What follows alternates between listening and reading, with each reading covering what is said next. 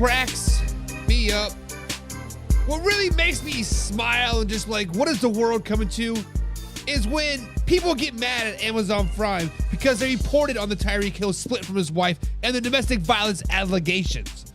Like, are we serious right now? Since when is it the media's job to protect your feelings and hide you from the truth? That's literally what journalism is, covering the story. Everybody wants their broadcast and their platforms is strictly football, right? Until something uncomfortable pops up, and then suddenly it's like, oh, why are we talking about Sid's personal life? That's none of our business. No, if you're a superstar in the NFL, making millions upon millions of dollars, your life is the business. The good, the bad, the ugly. You just don't get the highlights, reels, and touchdowns without the headlines that come with them. And let's be real. If Amazon Prime did not cover the whole Tyreek Hill saga, the same people crying right now would be saying, oh, the media's protected Tyreek Hill? They're sweeping it under the rug? They're biased. You cannot have it both ways in this world. Either you want the full transparency or you want fluff pieces. Whatever you want, at the end of the day, it's going to be wrong. This isn't about trying to ruin a man's image. This is about reporting the facts. Tyreek put himself in this situation. Nobody made him get a divorce. Nobody made him catch domestic violence allegations. Nobody forced him to cheat on his mama, or like on his wife, and have like 6 different baby mamas. If you don't want the story out, don't give them a story to write. It's simple as that. At the end of the day, Amazon Prime did its job to tell the whole story, not the fan fictions visions where your favorite player is a saint. So stop whining about the media being too harsh on Tyreek Hill. If you're mad at anybody, be at the man who gave us something to report off in the first place. Be mad at Tyreek Hill. Cue that intro. Are you ready for the best damn NFL show on the planet? Man Hour Nation, rise up. Yeah, hey, let's go. Hitting that gridiron, we going hard, we running the plays. You know the vibe, only the strong survive. Gotta keep your head in the game. Talking NFL, uncut, straight raw, steady bringing that sauce. We about to take off, get it hype. This man, our sport talk. Yeah, from the quarterback to the lineman, everybody bringing heat. You don't really wanna try them. Hey, who gon' win? It's a battle of the giants. This show is the flyest. Nobody can deny it. This is Man Hour. Sport Talk. Man Hour. Sport Talk. What team you reppin'? We keep it interesting. Who caught another down? Who got that interception? This is Man Hour. Sport Talk. Man Hour. Sport Talk. What team you reppin'? We keep it interesting. Who caught another down? Who got that interception? Let's go. What is up, Man Hour Nation, guys? And welcome to Man Hour NFL Talk, guys, your go-to spot for live, raw, uncut NFL talk. And I'm so glad you are rolling with us today. Before we jump into today's action, guys, head over to manhourradio.com. That's where you can find all your exclusive merchandise, the freshest of the freshest vlogs, and everything happening with the Man Hour show. So if you're rocking with the Man Hour, guys, that is the spot to do it. Make sure you guys hit the like button, hit the hype button, subscribe, and of course, share this with a couple of friends so you never miss a live, interactive show. That is the easiest way to stay plugged in with us. But if you want the full experience, if you want the full Man Hour experience, become a Big Skim Pundit. That is our members-only community where you get free entry into all of our weekly NFL pick'ems. You get the giveaways, you get the exclusive merchandise, and you get bonus live streams each and every day on the afternoon drive. So if you want that next level access, guys, join the squad today. Now remember, this is a live, interactive show. So drop your thoughts, drop your opinions, and drop your hottest of the takes comments down below. I want to hear from you. Just like my man James Frank. He says, here we go, Brownies. Sorry, Coach Rowe is guys, before every show, I toy with Coach Rowe a little bit. Coach Rowe is the bot that I'm trying to build and interact with the show. I forgot to mute him. But James Frank says, here we go, Brownies. I went crazy on Sunday, says James Franks. Holy smite. Browns defense is fire. Judkins is a beast. James Frank, you are a Cleveland Browns fan, and I know you were, not you, but the fan base, the Man Hour Nation was a little harsh on your Cleveland Browns this offseason. Say, hey, they're going to probably be bottom feeders, 2-3 wins tops, yada, yada, yada. And you know what? You stuck to your guns. And you're like, you know what? Those are my boys. Those are my boys, and James, you definitely deserve that win 100%. Your boys went out there, and they did their thing, and I am super proud of you and super proud of your fandom there. But, guys, it is storming like crazy here in the Man Hour Studio C, so if you hear some rumbles of thunder and some lightning, my apologies. We also got the man Alpha Rob is in the chat today. What is up, Alpha Rob? His Buffalo Bills do improve to 3-0 on the season after a mediocre performance on Thursday Night Football. Now, it is a divisional game. It is Thursday night game. So we give them a little bit of a leeway. But guys, in buy or sell today, we're going to ask the true question if the Buffalo Bills are for true the real deal. But we got to start with the epic collapse. We have to start right there at the top of what everybody has been talking about, and that is the epic collapse of the Green Bay Packers. Yes, guys, they did lose on Sunday to the Cleveland Browns. Yes, guys, they did, potentially have a game or a shot to close the game out many times. But you know what? People were high on the Green Bay Packers. People were throwing shade at me because I did not have them like number 2 and number 3 in their power rankings, right? I just slid them just into the top 5. People were dogging me left and right. The Packers are the real deal. Packers are the real deal. And I was starting to drink the Kool-Aid. I was starting to mix the punch. I was starting to jump on that bandwagon, but then bada bing, bada boom, week 3 of the NFL season happened. Was it the trap weekend? Was it overlooking them? Whatever. I don't know what it was, but we got to ask the obvious question of the day. Guys, did the Green Bay Packers fool us into thinking they were actually good? Yes, fool's gold. Did they fool us to think that they were good? Guys, let's be real. Sunday against the Cleveland Browns was ugly. The Green Bay Packers had a 10-point lead late in the fourth quarter, and they let it slip away. Jordan Love threw a brutal interception that gave the Cleveland Browns life. And then the Browns tied it up the very next play. Then, when the Packers had a chance to redeem themselves, man, his field goal gets blocked. What happens next? The Browns marched down the field and hit a 55-yard walk-off to win it. From a 10-point cushion to a stunning 13-10 loss in just minutes. And Micah Parsons, the man, the myth, the legend, the man that you want to build all your defenses around, he was very, very blunt afterwards. He didn't mince his words. He said the Packers basically shit themselves. They defecated in their sheets. They were, he was a man of many words, right? Those are his words, not mine. And sometimes you just simply shit the bed. Guys, the reality is that's the reality in the NFL. If you don't show up every Sunday or Thursday or Monday to play your best football, you are going to get beat like teams like the Cleveland Browns. No shade to the Cleveland Browns. They are a decent football team. They have a great defense. The offense is a little suspect, but at the end of the day, the Green Bay Packers simply shit the bed. But this wasn't just one mistake, right? It was the offense in general, the defense, the special teams, all collapsing together. All collapsing together. And this game has raised some serious red flags in my eyes. Guys, obviously the offensive line is banged up.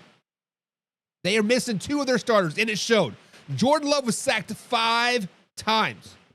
Yes, Myles Garrett is the man, the myth, the legend. Yes, the Browns defense is that damn good. We get sacked 5 times after getting sacked 0 times the first 2 weeks. Something has got to give. This offense only managed 10 points. It is their lowest since week 8 of last season after scoring 27 points in each of the first 2 games. And Jordan Love, he made the kind of mistakes late in a game that you just can't make if you're going to be considered a legit contender. AKA throwing a stupid ass interception. That interception was terrible. Sure, the Packers are 2-1. And yes, technically they're leading the NFC North. Technically they're still the front runners in the NFC North.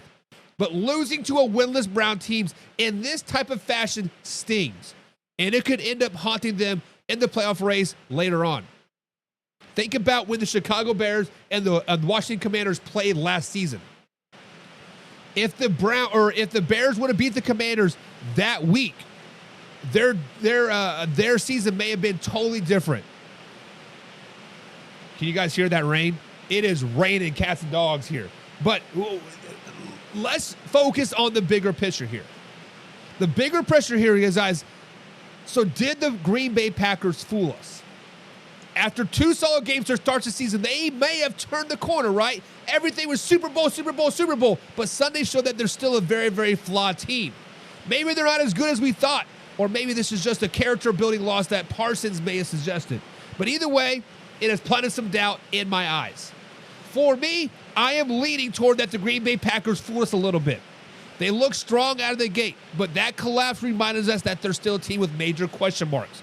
Until they prove that they can close out games against weaker opponents, a.k.a. the Cleveland Browns, it's going to be hard for me to put them back up into this legit contenders list. But what do you guys think? Did the Packers fool us into thinking that they're better than they really are, or is this just a bump in the road? Guys, comment down below. This is a live, interactive show in the middle of a freaking monsoon outside. Hit the subscribe button, hit the like button. Remember, we're live Monday through Thursday at 9 p.m. East Coast time right here, youtube.com. So let's get into the comments and discuss your thoughts. James Frank says it's storming here in West, by God, Virginia. It is storming bad here. James, Bills are definitely the real deal. We're talking about the Buffalo Bills coming up here.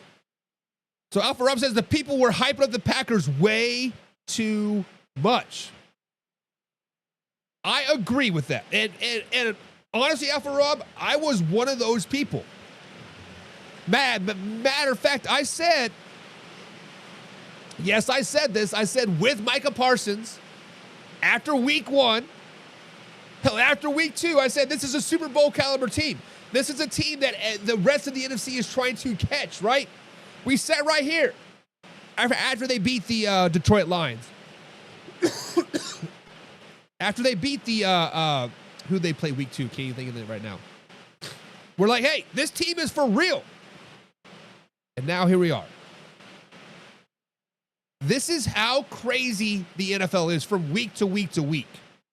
They go from a Super Bowl caliber team to a team where they can like, oh shit, they may not even make the playoffs. Now, as people were hyping them up a little bit, right? I still think we need to slow it down, baby. We still need to slow it down, and we still need to understand that the Green Bay Packers are still a very, very good football team.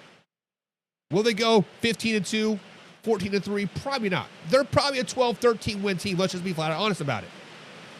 But on the other hand, if they get hot at the right time, if the defense plays the way they can and they will make a deep playoff run. Good boys, that rain is wicked right now. Like I am in a insulated, thick insulation studio here, and it's wow. James Frank says I'm still high on the Green Bay Packers. They're still a young team. Ours, meaning the Cleveland Browns defense, is just pretty damn good. Love will go and learn from this. Think they're still battling out for the number 1 spot. James Frank,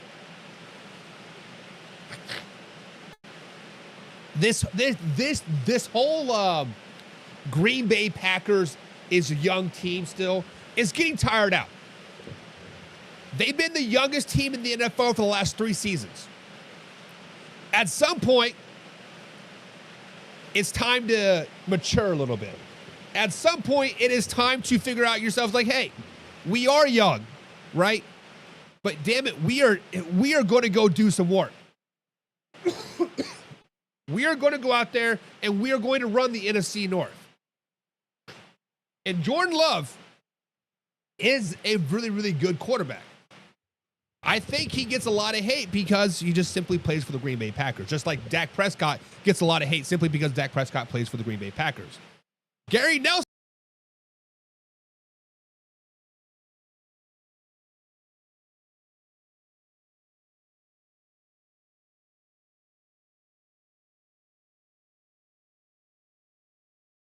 They are getting dissed already. So what happens when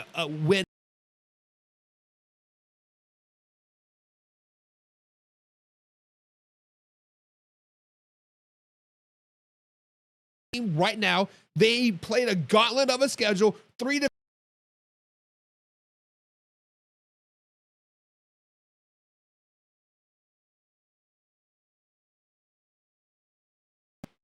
but when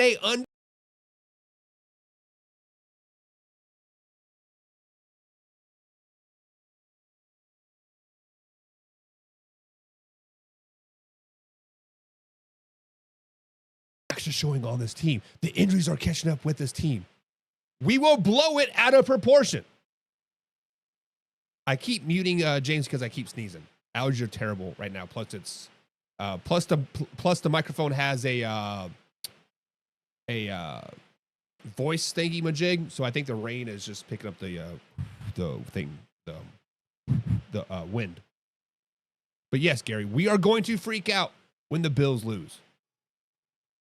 We are going to freak out when the Colts lose. We're going to freak out when the Chargers lose, the Eagles lose, and the 49ers or the Buccaneers lose. We are going to freak out. James Frank says, my boy's a Packers fan, and he's hating on Love all week. I don't understand the hate for Jordan Love, honestly. In segment number 2 for the day, we're going to talk about Jordan Love, and I don't understand this hate. And Alpha Rob asked me the question, said, do you trust Love? I do trust Love. Married my beautiful wife, my best friend. I do trust Love. Oh, Jordan Love. Hold that thought. We'll be talking about Jordan Love much deeper here in a very, very quick. My man, John Setter's in the chat. What's up, John? Pigskin pun. Get you some. He says, simply put, nope, Alpha Rob. Love is a bum. Love is a bum. Guys, John is a Detroit Lions fan. I got the game on right here. Last check, I saw it 7-7. I don't know. But if you guys do not have ESPN, we are airing that Detroit Lions game, Baltimore Ravens game, if you want to go out there and watch the game. James Frank says, I keep telling him I gladly take Love on the Cleveland Browns. Hear that? Let me repeat that for the people in the back. James Frank says, I keep telling people that I would love to take Jordan Love on the Cleveland Browns. And James Frank, the rest of the Green Bay Packers haters on Jordan Love right now, guys, I think Jordan Love is a top 10 quarterback in the league right now. He is efficient, and he does secure the ball at good times. Now, obviously, he had a bad interception, a terrible interception week 3 versus the Cleveland Browns. That interception 100% cost the Green Bay Packers that game. But through the first few games of the 2025 season, guys, Love has thrown 5 touchdowns to just 1 interception. That's a pretty good ratio. He's among the lead leaders in air yards per attempt at 12.5, meaning when he throws, they're pushing the ball down the field more than almost than anybody else. His adjusted net yards per attempt is strong as well. It is around 9.76, putting him in close company with the best quarterbacks with that metric. Guys, with Jordan Love, the Green Bay Packers have big play potential and explosiveness. The Packers are leaning into their deep passes heavily, and Love's numbers reflect that. He's throwing the ball downfield, and he's getting rewarded. Despite the fewer attempts than other quarterbacks, his yards per attempt and overall pass rating have been high. For example, in the recent game that he posted 120-yard passer rating. That's pretty damn good. Guys, Love had a breakout season in 2024. Over 4,100 yards passing, 32 touchdowns, and helped the Packers get to the playoffs. Yes, they were a one and done, but they were the youngest team in the NFL. Right? Come on now. Guys, the Packers showed their belief in Jordan Love, giving him a major contract extension, which makes him one of the highest paid quarterbacks in the NFL.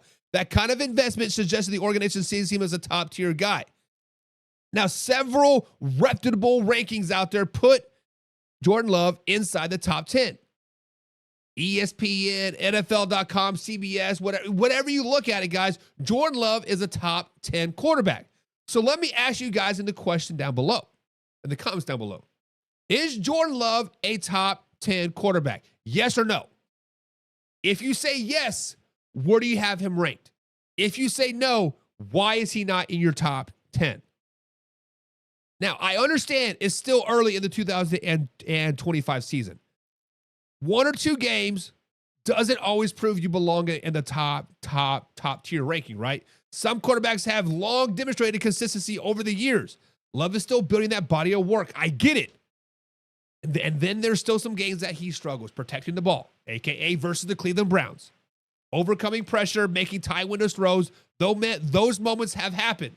Sometimes when you watch him live, it's clear the margin of error is very, very low for him. The Packers' offensive line is terrible right now, which means Love is getting hit and under pressure. If protection is shaky, even elite quarterbacks can be made look average. Some deep accuracy and decision-making is needed in tight games. The defense will adjust to make downfield everything approach harder when they see it. Opponents will always should try to take away their strengths. So yes, guys, I do think Jordan Love is a top 10 quarterback in the NFL. Yes, I do think Jordan Love is earning his place in the top 10 for many, many years to come. Based on what he's done so far in 2025, efficiency, low turnovers, pushing the ball deep downfield, being trusted by the Green Bay Packers, and performing at a high level, relevate to many, many of his peers, and it looks like he's belonging in that group right now. However, I caveat that with he still needs to prove he can do it more times than not. In tougher games, with consistent performances across the season, if he can do that, he just won't be top 10. He'll be top 5 in the very near future. But I want to hear from you guys. What do you guys think? Is Jordan Love a legit top 10 quarterback right now at this very, very moment? Or is he still climbing? Drop your takes in the comments down below. Subscribe, hit that like button. Remember, we're live Monday through Thursday at 9 p.m. East Coast time. Pedro's in the chat today. What's up? He says, go Pack, go, baby. Go Pack, go. Go Pack, go. The Alpha Rob says, the question is, Danny Dimes the top 10 receiver? We'll get into that. We can talk about that. And John says, no, he's 12 or 13. I just find there are too many better than him. So, John, let me ask you this question. There are 11 or 12 quarterbacks better than Jordan Love right now. Going into week 4 of the NFL season. Obviously, I think 2 of them are playing right now here on Monday Night Football, meaning Jared Goff and Lamar Jackson. Who else, in no particular order, is better than Jordan Love? I will give you Lamar Jackson, Jared Goff, right? Both of those guys playing right now, right here on our Discord. I'll give you Patrick Mahomes, Josh Allen, Jalen Hurts, maybe? I don't know. We'll throw Danny Dimes up there. Then who else do you got? Hell, I could see him at 7 or possibly number 8. I want to slide Dak into the top 10 still, even though he has struggled last week, just like Jordan Love. But weeks 1 and weeks 2, Dak Prescott played pretty well. Alpha Rob says Baker. I will give you Baker. Baker is playing out of his freaking mind right now. So there's 8. Ooh, Justin Herbert. Good one. Yep. And Justin Herbert as well. Okay. So there's your 10, right? And James Frank says, let me put it clear as this. Josh Allen, Lamar Jackson, Patrick Mahomes, Hurts, Baker, Goff, Danny Dimes, Dak, and then Jordan Love. So he has Jordan Love as a top 10 quarterback. And Pedro says, love me some. Love for me, he's a top 5 quarterback right now. Now, I don't want to push the envelope that much, Pedro. I don't want to push it that much, but I could see 8, 9, definitely top 10. Top 5 might be a little bit biased, right? Let's take off our rosy sunglasses here, and let's look at the big picture. Josh Allen, Patrick Mahomes, Baker, Justin Herbert, Jared Goff, Lamar Jackson are all better than him right now. John says Lamar, Goff, Patrick Mahomes.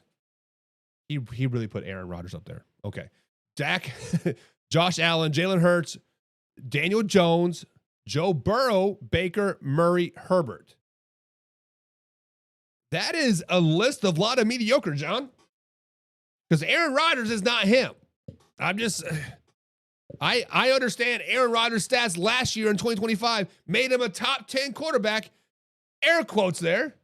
But if you use your eyes test, he definitely wasn't a top 10 quarterback.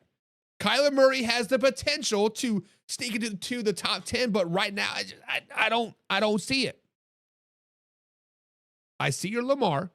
I see your Goff, Patrick Mahomes, Dak, Josh Allen, Jalen Hurts, Daniel Jones, Baker, Justin Herbert.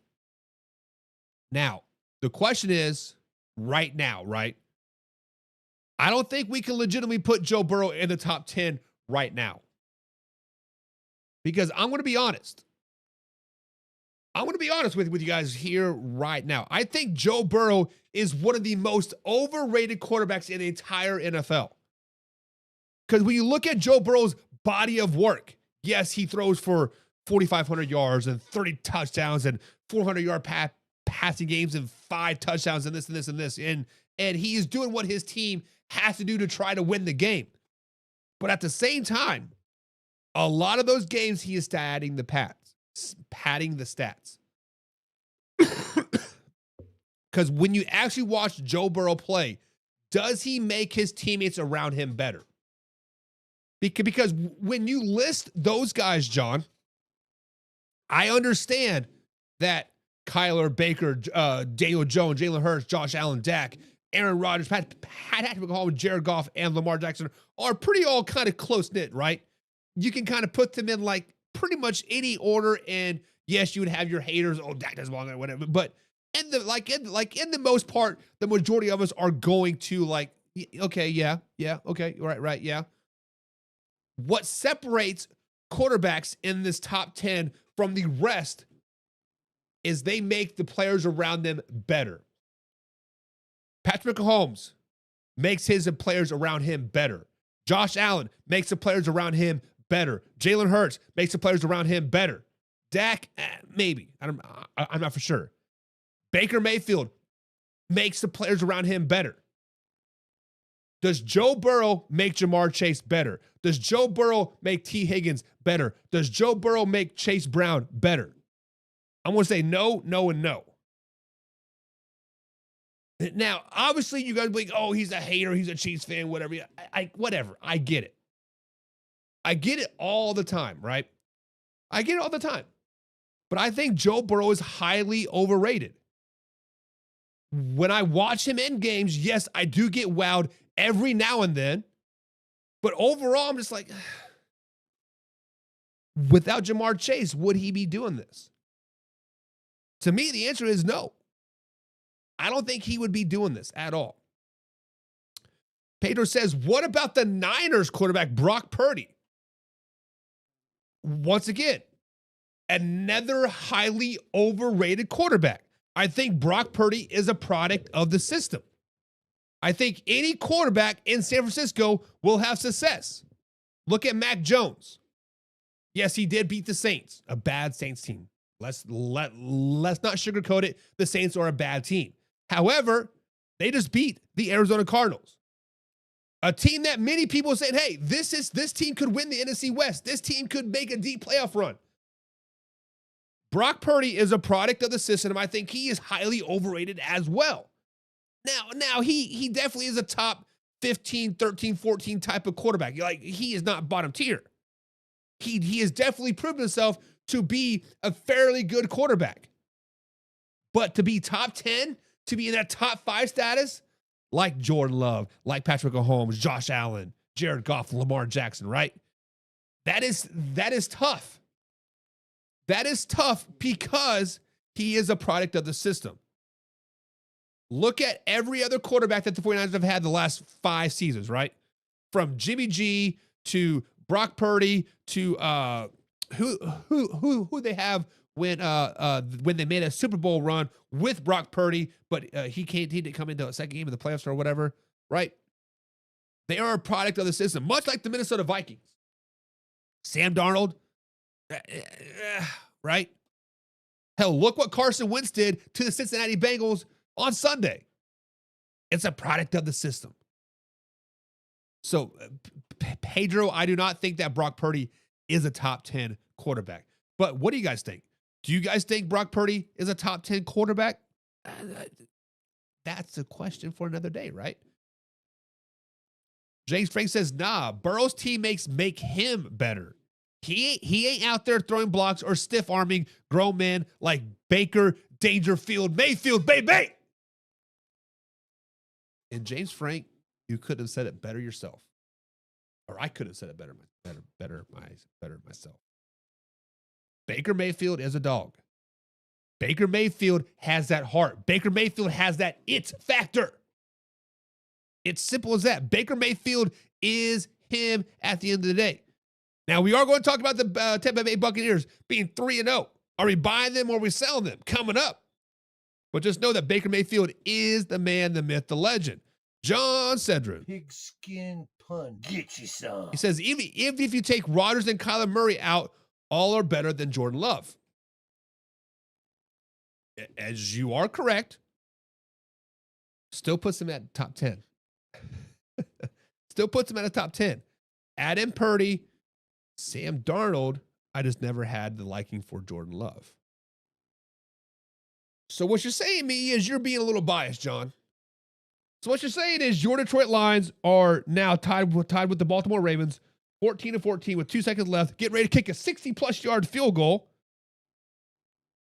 You just don't like Jordan Love because he's a Green Bay Packer. Finally, the truth has been revealed. Yeah, I don't like him either, meaning Sam Darnold. But he was a stellar last season in Minnesota and doing very well in Seattle. On the flip side, the Seattle Seahawks have had a fairly easier schedule as well. Granted, he did not play nearly the whole second half because they're absolutely demolishing the New Orleans Saints. But beyond that, they play the 49ers, which, are they a good team or are they a bad team? I don't know, but they lost. And then they beat a overhyped Pittsburgh Steelers team. Just, I don't know. I mean, I should have added this into the buy or sell segment. Are we buying or selling the Pittsburgh Steelers like at this particular point? But yeah, it is what it is. It is what it is. But guys, it is time to get into a little bit of thing we like to call buy or sell. Guys, buy or sell is very, very simple. This is how it works. I throw out a bold take or a question. It's up to us to decide if we're buying it or we're selling it. If we buying it, it means you're in. You like the idea, you believe it, and it makes sense to you. If you're selling it, it means you're out. You don't like it, you're not convinced, and you're shutting it down. So guys, let's get into it.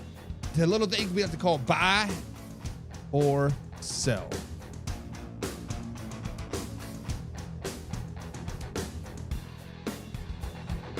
All right, guys, so the first buy or sell of the day is we're going to go to the 3-0 teams. We're going to ask the question, guys, buy or sell. Are the Buffalo Bills the most complete team in the NFL? Let's break it down. Guys, the Buffalo Bills right now are sitting at 3-0. They have been winning in ways we're not used to seeing. Normally, it's Josh Allen throwing for 350-plus yards and carrying the team on his back. But over the last 2 games, Allen has only thrown for a combined 361 yards. And it hasn't mattered. Why? Because it's a James Cook show right now, baby. And that rushing attack are flat out dominating. Buffalo is showing they can beat you without putting the entire game plan on Allen's arm. And on top of that, Josh Allen is still one of the most dangerous dual threat QBs in all of football. If the defenses load the box and stop the run, he can punish you with his legs and spread the ball around or even push it deep to the receivers. This balance makes this offense extremely tough to stop. And let's not overlook their schedule.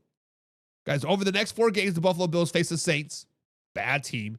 They face the Patriots, not as great team.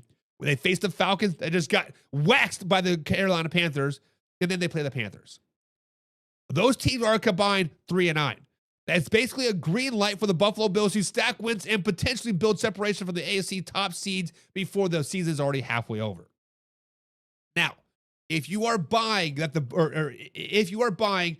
Buffalo Bills are the best team in the NFL, the most complete team in the NFL, I will give you all that. But if you're looking for a reason to sell, it all comes down to the defense. They've already given up 40 points to the Ravens. They allowed Miami to convert 10 of 15 third downs on Thursday Night Football. That's not the kind of defensive performance you want to see from a Super Bowl contending team. And history tells us that the Buffalo defense tends to wear down late in the season. If this happens again, the postseason could look a lot different than the regular season. So guys, buy or sell. Are the Buffalo Bills the most complete team in the NFL? Guys, I am 100% buying this. They are the most complete team in football right now. They are the most dangerous team in football right now. This team, I don't see anybody slowing them down in the regular season. 17-0 is a very, very real thing for the Buffalo Bills. But I want to hear your guys' thoughts down in the comments below. Are you buying or are you selling? This is the most complete team in the NFL, meaning the Buffalo Bills. Drop your comments because this is a live interactive show and I want to hear from you. Alpha Rob says, I am buying, and we didn't even have our horses on defense yet. So Alpha Rob's saying, hey, yes, our defense gave up 40 points to the Ravens. Yes, our defense let the Miami Dolphins convert 10 of 15 on third downs. But you know what? Those are scrubs, baby. Those are our scrubs, and we about to do some work coming forward because the Saints ain't got nothing on us. The Patriots ain't got nothing on us. The Falcons, the Panthers, save it for another day. But James Frank says sold. He says he's selling it. Selling, because he's not sold on their defense. Josh Allen will do Josh Allen things, though. Philly is the most complete team in the NFL. Ooh, slow it down, baby, because we saw some flaws for the Philadelphia Eagles yesterday. We saw some flaws in the Philadelphia Eagles yesterday. So I still got to stay with the Buffalo Bills. Joseph says hi. What's up, Joseph? What's up, buddy? James Frank says, you said that, and they'll lose to the Saints next week. I'm just saying, but hey, facts are facts. James Frank says here, let me read between the lines. Guys, let me tell you what James Frank is actually trying to say. He's basically saying, did you just see what my Cleveland Browns did to the Super Bowl contending Green Bay Packers this week? He says, any given Sunday, you overlook the New Orleans Saints, the Buffalo Bills, they're going to come in, they're going to wax that ass. You think twice about looking past Spencer Rattler. You look twice about looking past Alvin Kamara. You think twice about looking past Cam Jordan. The Saints will come up and they will bite you in the ass. So you still better play your C game or your B game, because if you play a D game, the Saints are going to beat you. And if that were to happen, James Frank, if that were to happen, we are going to see the media world implode on Sunday. We are going to see people start dogging the Buffalo Bills on Monday morning. All these pundits out there are like, oh, the Buffalo Bills, they suck. But I'm going to see the other side of the picture.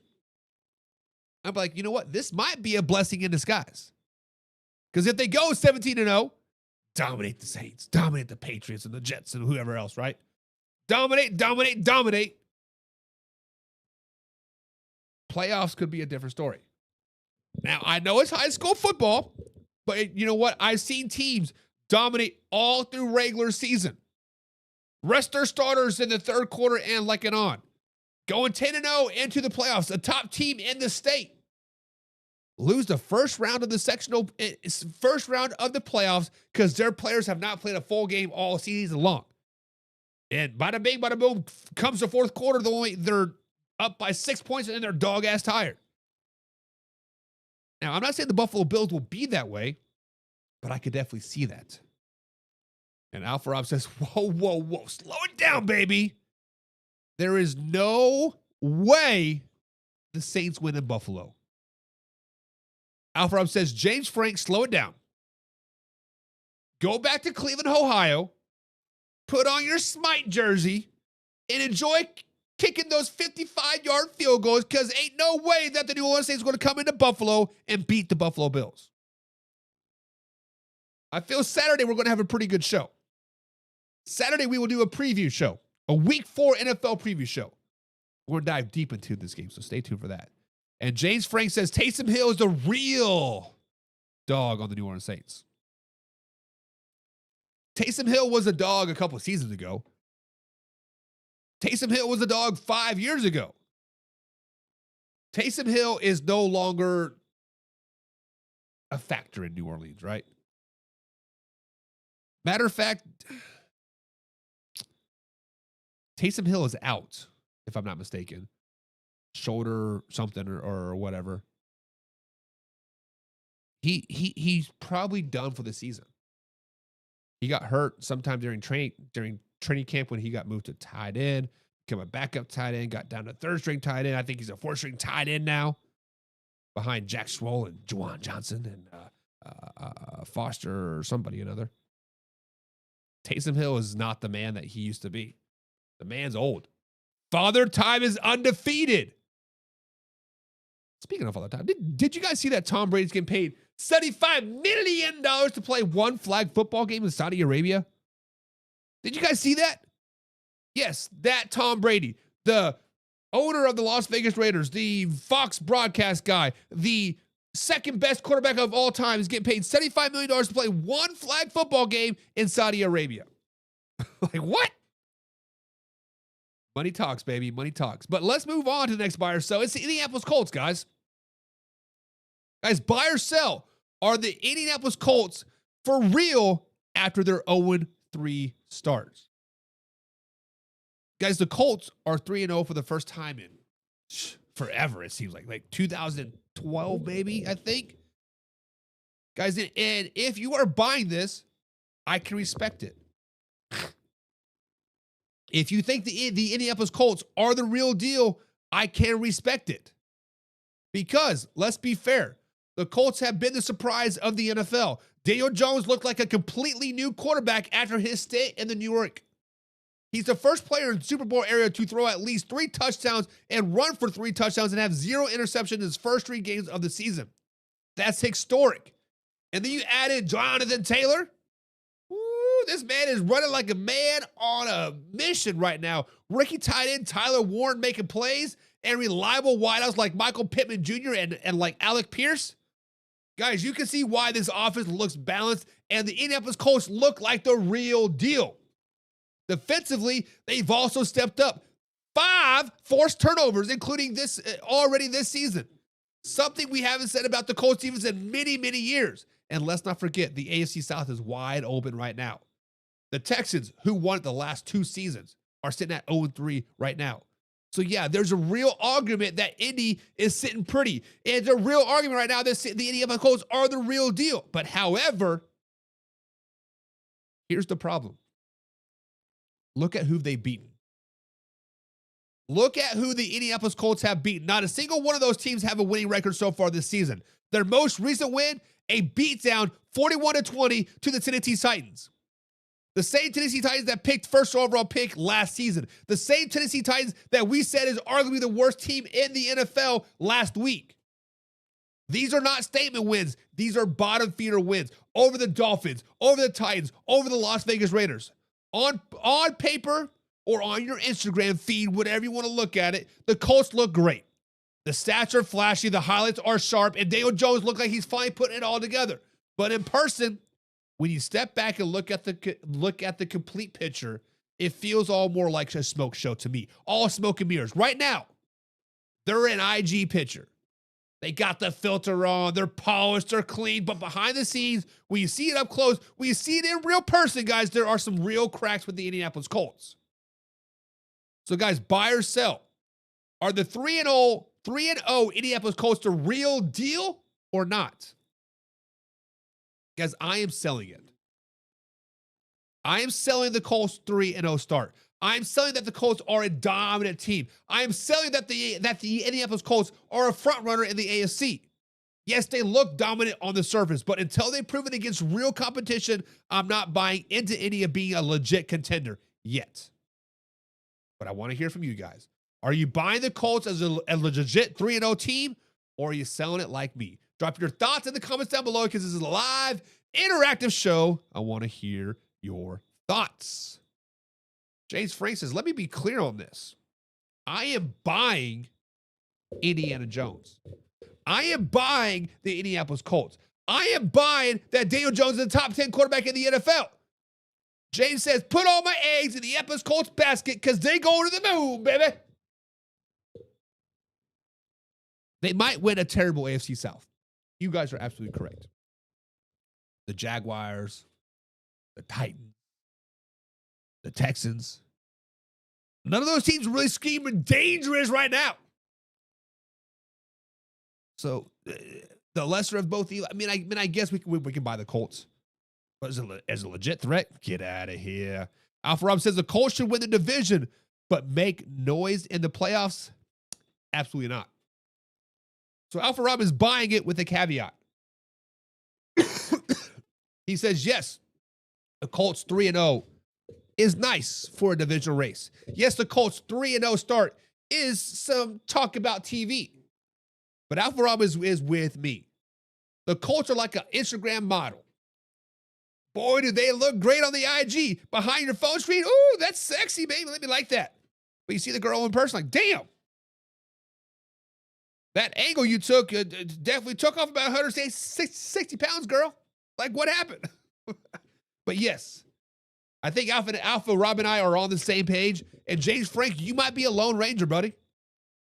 You might be a lone ranger. But what do you guys think? Buy or sell? 3-0 start for the Indianapolis Colts. Does this make them a real deal or not? James Frank says, poor Giants fans. First they lose the great Saquon Barkley, and now they're looking like at Danny Dimes' way they look at the way I look at Baker Mayfield. It's the meme where it's a superhero looking at a picture like crying. Not wrong, right? Not wrong. Guys, buy or sell. Buy or sell, buy or sell, buy or sell. Next up on the old buy or sell, we're going to talk about the Los Angeles Chargers. The Chargers, guys, are now 3-0 on the season. They're now 3-0 in the AFC West as well, with wins over the Kansas City Chiefs, with wins over the Las Vegas Raiders, with wins over the Broncos, Chiefs, and Raiders. My fault. Lost train of thought. But guys, buy or sell. Are the Los Angeles Chargers the team to beat in the AFC West after they're starting 3-0? Guys, this is the case for the buy. I got to play both sides of this fence here because as a Kansas City Chiefs fan, I don't want to seem too biased one way or the other. So if you're buying this, let's talk about it. Because for three straight wins, that's right, the Chargers have 3 straight wins all against AFC West opponents. That is massive. When you start the season by sweeping 3 divisional games, you're already creating a cushion. Realistically, guys, the Chargers could play 500 football for the rest of the way out and still be in prime position to win the division. That's how important this start was for the Los Angeles Chargers. Jim Harbaugh deserves a ton of credit here. Last year, some folks says he benefited from a soft schedule when he got the Chargers into the playoffs. This year, so far, he's proven it wasn't a fluke. His formula is simple. Buy in over big names, and the results speak for themselves. The defense has been stingy. The offense has been way more explosive than anybody has expected so far this season. Justin Herbert is playing at an MVP level. Ladd McConkey was supposed to be his only reliable target back in camp, but now Quentin Johnson finally found his hands. Keenan Allen is back to form. Matter of fact, he looks like prime 2018 Keenan Allen like I like at this point. And this attack suddenly looks dangerous. But let's not ignore the big picture. The Kansas City Chiefs have ruled the division for 9 straight years. But right now, guys, the Chargers have the upper hand. Now, if you want to argue against the buying, and if you're looking for the sell, look no further than the injuries. Rashad Slater is done for the year with the knee injury, right? Back in camp. Najee Harris has now been diagnosed with a torn Achilles. Khalil Mack is on short-term IR with the dislocated elbow. Guys, that is a lot of star power on the shelf. Depth will be tested, and we've seen injuries derail promising seasons before, i.e. the Detroit Lions last season. But guys, despite all those injuries, despite everybody getting banged up, guys, I am buying the Los Angeles Chargers right now. Winning 3 straight divisional games is too big to ignore. Starting out the gate 3-0 against AFC West teams are too big to ignore. They have put themselves into position to control the AFC West. And right now, nobody in that division looks better than the Los Angeles Chargers. The Raiders look trash. The Broncos look trash. The Kansas City Chiefs look trash. But guys, I want to hear from you. Are you buying the Chargers as the AFC West favorites, or are you still riding with the Chiefs until somebody actually knocks them off? Drop your thoughts in the comments down below, because it's a live, interactive show. Alpha Rob says, but let's just be totally clear. Let's be crystal clear on this. The Chargers are in the driver's seat. The Chargers are in the driver's seat. And Alpha Rob, you are exactly correct. Because being 3-0, chair's falling down. Being 3-0, legitimately, the Chargers can be average the rest of the season. They can be average the rest of the season. And you know what? It's still 11, 12 win season. It's still 11 or 12 win season if they're average for the rest of the season. If they split every game from here on out, they're still winning the AFC West. If they split every game from here on out, they're still probably getting the 3rd seed in the AFC. If they split from every game on here on out, they're still going to be dangerous in the playoffs. Jace Ray says, I'm buying the Chargers as well. Their defense is nice, and the offense with that dude, Keenan Allen, unstoppable. Hampton will be great as well. James Frank, Hampton is about to get a lot of carries. Hampton is about to get the workload because Najee Harris being out, all of a sudden you got to rely on a rookie. That is the most dangerous red flag I see from the LA Chargers right now. Is can their running game recover? Now, I do think they still have Zeke on the roster. Somebody correct me if I'm wrong on that. Because if they still have Zeke on the roster, maybe Zeke can do some 3rd down carries. I don't know. Because yesterday I saw a running back, Haskins. Is it Hassan Haskins, I think? We saw him get some carries as well. I don't know much about Haskins. Going to have to do some research on him. But that is my biggest red flag, the biggest question mark for the Chargers moving forward, because they do like to ground and pound. Hampton has the potential to do well. Actually, this might put them in the driver's seat to run rookie of the year. But can the Chargers hang with all the injuries? That is going to be their biggest question moving forward. Guys, this is buy or sell here on this beautiful Monday here at Man Hour NFL Talk. Guys, and the next question for the buy or sell, or it says, are the Philadelphia Eagles a legit 3-0 team, or is history about to repeat itself? Buck, what are you talking about the history, boy? When we talk about history, guys, the last time the Philadelphia Eagles went to the Super Bowl, they did lose to the Kansas City Chiefs. The next year, they started off 11-0. They started off 11-0, and then they lost 5 of their final 6 games to finish the season off 11-6. They ultimately were a one and done in the playoffs. They lost the division. They lost in the wild card game. And you know what? They were like, oh, what do we do with our hands? Fire Nick Sirianni, fire everybody. Everybody sucks. Get him out of here. But guys, if you are buying, if the Philadelphia Eagles are the legit 3-0 team, they have already shown resilience so far this season. Against the Rams, guys, they were down 26-7. They looked dead in the water, and they still found a way to win 33-26. Of course, they needed 2 blocked field goals, one from Jalen Carter, another one from Jordan Davis, who actually returned it his for a touchdown, but it was enough to seal the deal. Jalen Hurts delivered when it mattered, thrown for 226 yards and 3 touchdowns. By the way, in the first half, Eagles had 34 total yards. Not 34 yards passing, not 34 yards rushing, 34 yards total. Matter of fact, I think they had -1 yards passing. It was tough. A.J. Brown topped 100 yards. Devontae Smith and Dallas Goedert each chipped in with scores of themselves, and the passing game that people were doubting suddenly looked explosive yet again. And the most dangerous part about the Philadelphia Eagles, they've won 3 straight games without even looking like the offensive juggernaut that they were last season. With Kevin Pilano taking over the offensive coordinator, there will be growing pains. But this team knows how to win, and knows how to win in different ways. That's championship DNA. But I could also see why you're selling this. I can see why there's caution flags in the win. We've seen this before. A few years back, the Eagles started 11-0, looked unstoppable, and then fell completely apart. Ended up as a wild card team and one and done with a loss to Tampa Bay Buccaneers in the playoffs. That collapse still hangs over them to this day. If history tells us anything, it's that hot starts in Philly don't always mean hot finishes. And while they are 3-0, it hasn't been pretty. Barely getting past the Rams thanks to a block kicks. Struggling to find offensive rhythm versus the Kansas City Chiefs. Those are cracks in the armor. Yes, the bad Kansas City Chiefs right now. But guys, here's where I stand. As of today, right now, I am buying the Philadelphia Eagles. I am keeping the receipts. Might want to return it, but right now I am buying the Philadelphia Eagles. This team knows how to win. They are 3-0, and the talent is undeniable. Their coaching staff is undeniable. Their history is undeniable, but also the history makes me a little bit cautious.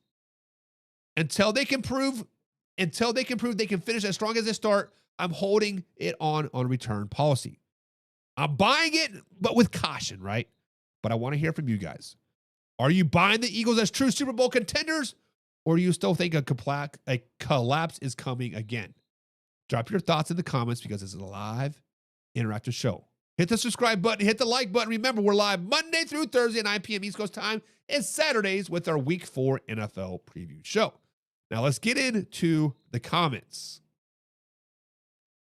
James Frank says, let me clear my throat. No. He says, bye. Not like NSYNC, bye, but bye. Money. Philly is the real deal. Enough says James Frank. He says, I don't need to sell anymore. That is all you need to know, Buck. Bye. Philadelphia Eagles are the real deal. And James also says that the Rams cannot complain about this. No, this time. No, they can complain about bad officiating, though. They can complain about the officiating, meaning the Philadelphia Eagles are in the rest pockets, right? Oh, but we can't say that because it's the Philadelphia Eagles. We can't say that because it's not the Kansas City Chiefs, right? Come on, baby. But yes, the Philadelphia Eagles are a very, very good team, and I like where they are heading. But guys, next up here on the buy or sell, the San Francisco 49ers, are they a legit 3-0 team, or are the injuries about to catch up with them? Oof. Injury bugs are hitting teams across the NFL that are 3-0, like the Chargers, like the Green Bay Packers. Of course, they're not 3-0, but and also the San Francisco 49ers. But if you're buying, the Niners are 3-0, and they've been doing it the hard way. They have survived injuries that would have derailed most teams in the NFL. Their starting quarterback, Brock Purdy, down. Starting tight end, George Kittle, down. Starting wide receiver, potentially receiver number 1, Juwan Jennings, down. Brandon Ayuk, which is the number 1 receiver, down. All key parts of the passing attack have been sidelined, and yet the San Francisco 49ers keep winning. Oh, by the way, we just found out that Joey Bosa is now out for the year with a torn ACL, affecting on the defense.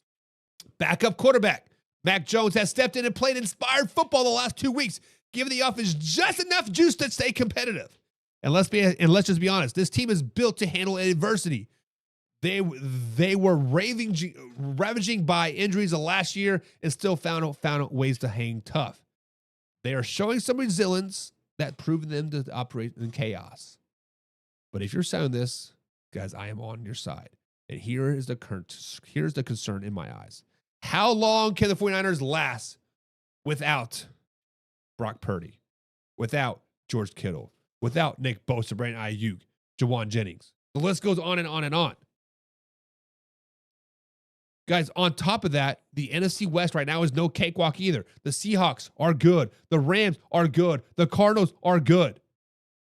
This isn't last year when the division absolutely collapsed around them. Guys, if the San Francisco 49ers cannot get healthy fast, they can lose their grip on the top spot in the NFC West. So, guys, here's where I stand. I am selling everything about the 49ers. I am selling everything about the San Francisco 49ers. Let me tell you this one more time for the people in the back. I am selling everything about the San Francisco 49ers. I respect the fight and the resilience, but the injuries are piling up. And in a tough division, I don't see them holding on to first place all season long. Matter of fact, I expect them to lose it starting next week. I expect the 49ers to have an epic collapse. I expect the 49ers to be Brock Purdy save us, and we found out that Brock Purdy is not a very good quarterback. But I want to hear from you. Are we buying the 49ers as contenders to spot the injuries, or are you selling it like me? Drop your thoughts in the comments because this is a live, interactive show. Hit the subscribe button. Get the comments. James Frank says, I'm selling this once again. I am selling this because the injuries will be too much for them. Now, my man Jameson Jackson is a huge San Francisco 49ers fan, and he always dogs the 49ers. But when somebody else dogs the 49ers, it's like you talking bad about his wife, and he goes to war. He will tell you that Brock Purdy is great. He will tell you that all these injuries are just going to make them stronger and stronger and stronger, right? But I can tell you this. If the injuries do not clear up very, very soon, James, Alpha Rob, the rest of the people that are watching today, I can tell you this is going to be a long season. I can tell you that Brock Purdy is not him. And once the 49ers are a 6-win team total by the end of the season because of all of the injuries, we'll be like, what do we do with our hands? Brock Purdy, come save us. He can't. He's making too much money. He can't save you no more. Alfred says, why are the 49ers always hurt? And that's a great question. The first year after they lost to the Kansas City Chiefs in the Super Bowl, that following season, they had like 30 some odd guys on like IR. It was during COVID, right? And they had to play their final game of the season in Arizona, I think it was. They had people we've never even heard of. Hell, the practice squad players were getting hurt. It was absolute chaos. I don't know what is in the water. Are they practicing too hard? Are they not practicing hard enough? Is there lime in the water? Is there too much calcium in the water? Like what? I don't know. Somebody a lot smarter than me, tell me why the 49ers are consistently getting hit by this injury bug year after year after year. Tell me why. Maybe, Alpha Rob, it was a doctor that was in LA or actually it was probably San Diego Chargers, like at the time, that punctured Tyrod Taylor's lung with the shot. Maybe he is the 49ers doctor now. Maybe, I don't know. But it is tough.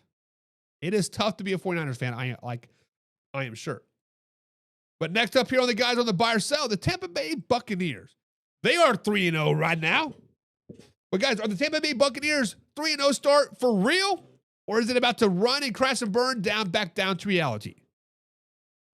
Guys, the Bucs are one of the most battered teams in the NFL, but they're still 3-0. That says a lot about their toughness and resilience. That says a lot about Baker Mayfield. That tells a lot about the culture in Tampa Bay. They've already lost 3 offensive linemen, Tristan Wirfs, Gotti, and Cody Mock for the year. I'm saying their name completely wrong. And they are probably going to lose Mike Evans to a hamstring injury as well, which he sustained against the Jets. That is a ton of firepower gone. And oh, by the way, Chris Godwin is still not back yet. And yet, here they are, making history. Tampa Bay Buccaneers become the first team in the Super Bowl era to win its first 3 games by scoring in the final minute of regulation. That's clutch football. That's Baker freaking Mayfield, baby. That's belief. It shows this team doesn't fold under pressure. However, here's the problem. How long can they sustain winning on the last play of the game? winning close games with last-minute heroics is fun. It's awesome to watch. It's must-see TV, but it's not a sustainable model for long-term success in the NFL, especially when your roster is banged up the way the Tampa Bay Buccaneers are. And when you look ahead to the Tampa Bay Buccaneers schedule, the next 8 games feature the Eagles, the Seahawks, 49ers, Lions, Bills, and Rams. That's a murderous row of playoff caliber teams. It can be tough to survive that stretch at full strength, let alone with a compromised roster. This is a recipe for regression. So, guys, I am selling the Tampa Bay Buccaneers 3-0 start. Yes, I love the Tampa Bay Buccaneers. Yes, it's a great story. They've shown heart, but the injuries plus that brutal schedule feels like it's a ticking clock and a ticking time bomb on their hot start. It's all going to come crashing back down to reality very, very soon if you're a Tampa Bay Buccaneers fan. But I want to hear from you guys. Are you buying the Tampa Bay Buccaneers magic run? Or is reality about to set in? Guys, drop your thoughts and comments down below. Remember, we're live every Monday through Thursday at 9 p.m. East Coast time. Time for a little bit of factor crap, guys.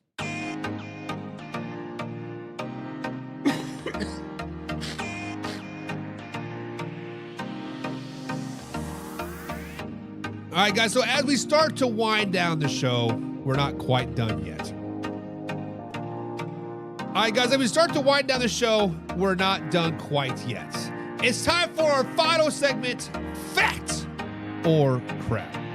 Guys, here's the deal. I'm going to throw out the statement, some facts that are floating around the NFL world, but it's up to decide if it's a solid fact or it's a whole lot of crap. We're going to separate the truth from the nonsense, cut through the hype, and see what's all really worth believing. If it's legit, we all about it. If it's pure garbage, we're calling it out. So, guys, grab the popcorn because it's about to get real. It's time for a fact or a whole lot of crap. Let's find out.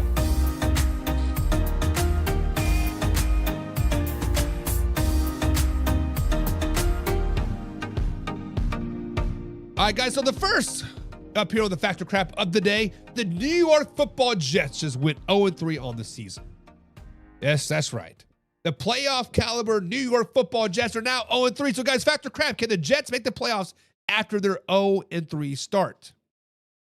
Guys, there is still a realistic path for the Jets to make the playoffs this season. Yes, they are 0-3 as of week 3, having losses to the Pittsburgh Steelers 34-32, lost to the Buffalo Bills 30-10, and most recently to the Tampa Bay Buccaneers 29-27, a game which they should have won. And that Tampa Bay Buccaneer game, guys, they nearly pulled it off. A blocked field goal return for a touchdown, took the lead underneath 2 minutes, but they lost in the final seconds thanks to Baker freaking Mayfield, baby. Their offensive numbers, guys, Tyrod Taylor has seen time at quarterbacks in those games with Justin Fields out in a concussion in week 3. Tyrod Taylor had some steady plays, but the offense overall has been pretty much uneven. Key defensive and roster concerns, injuries, penalties, and letting teams back into games. The Jets have fought some of these matchups, but just haven't quite closed them out, right? Now, I understand some people might call this a fact. Yes, the New York Jets can make the playoffs. Yes, the Jets can make a playoff push and go to the moon, baby. Guys, they have been close in many games. The Buccaneers game was a perfect example. Nearly stole a win, showed mental toughness, of a fight in the late games, and if a few plays bounce differently, they're winning 1, if not 2, if not all 3 of those games. Close losses can turn into momentum quickly. However, their schedule is still very, very manageable with games ahead. If the Jets can fix some of their issues, especially at home against weaker opponents, it's early enough in the season that the run is possible, especially given with the 17-game schedule, gives us more time to recover. Now, however, history does show, while this is extremely rare, there are some examples of teams starting 0-3 and still making the playoffs. IG, the 2018 Houston Texans. The predicate, the preset set is like exists. It has happened before. Having the right corrections, less turnovers, fewer penalties, better quarterback play can all flip things. But I can see why people are saying crap as well. The Jets are very, very unlikely to make it. 0-3 is a very, very steep hole. According to ESPN analytics, very few teams even make the postseason after starting 0-3. Since 2022, only about 3 of 96 teams have such done it before. That's 3.1%. Justin Fields is was out with concussion in week 3, enforcing Tyrod Taylor into the game. This kind of trouble is at quarterbacks makes it harder to string wins together. Offensive line problems, drop passes, and turnovers, all issues have shown up on the New York Jets. But guys, I am leaning toward crap on this one. I don't think the Jets have a chance to make the playoffs. Now, it's not impossible, but history repeats itself. Their inconsistent offense, injury issues, and a schedule all stacking against them. If things break perfectly, Justin Fields returns healthy, a top 10 quarterback, fewer mistakes, and the ball bounces away in tight games, maybe. But right now, the odds are heavily against him. Guys, matter of fact, there is no way the Jets are making the playoffs. But I want to hear from you guys. Fact or crap?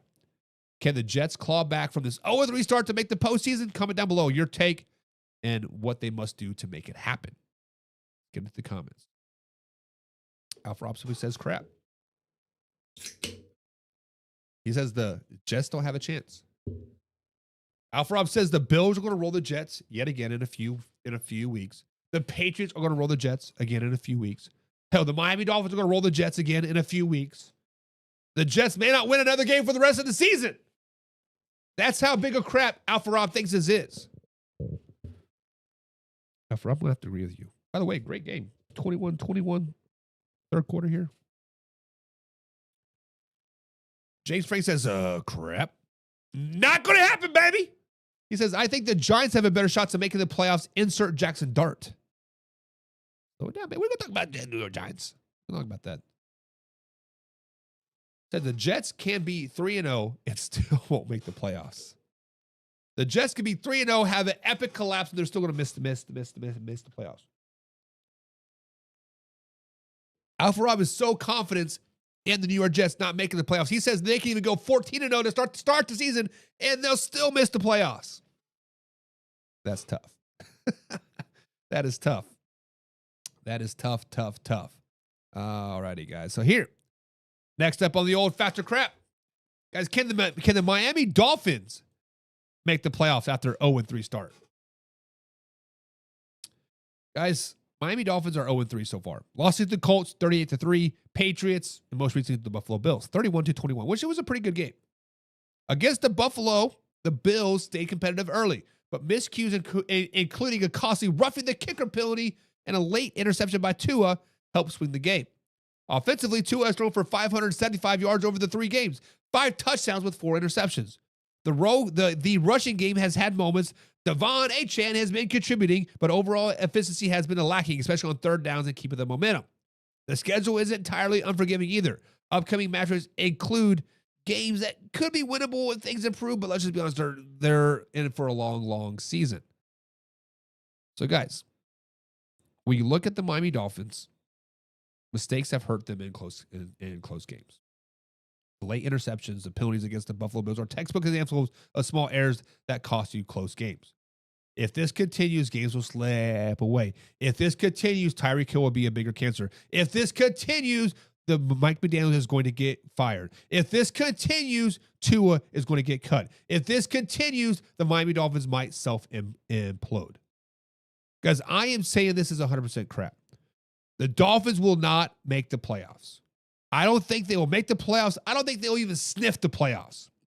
They need a near perfect execution over the next stretch to even have a shot. Clean up the penalties, first turnovers, and get more consistency from Tua and the rest of the offense, and to shore up that defense. Even then, they'll need a lot of help. Right now, the odds are stacked against them. But I'm calling it crap. They're not going to make the playoffs, guys. But are they going to make the playoffs? Last question is for you. So, guys, factor crap. Can the Dolphins claw back into competition in consideration after 0-3? What would they do to actually have a shot? Alpha, I was saying crap. Tua, there's a problem. He's too limited. Alpha Rob saying Tua is the reason why the Miami Dolphins will not have a shot to make the playoffs.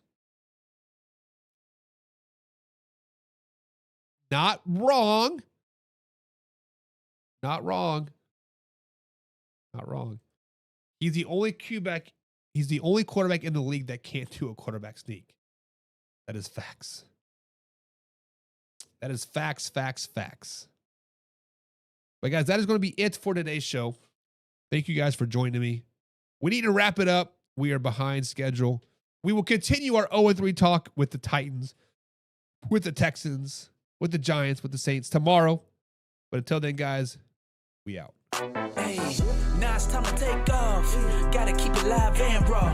Better stay tuned in. Man, our NFL talk. I know that you ready for more. They on the field, ready for war. Who's in the lead? I'm checking the score. We about to do it like never before. NFL live, uncut, raw. This is Man Hour NFL talk. Let's go.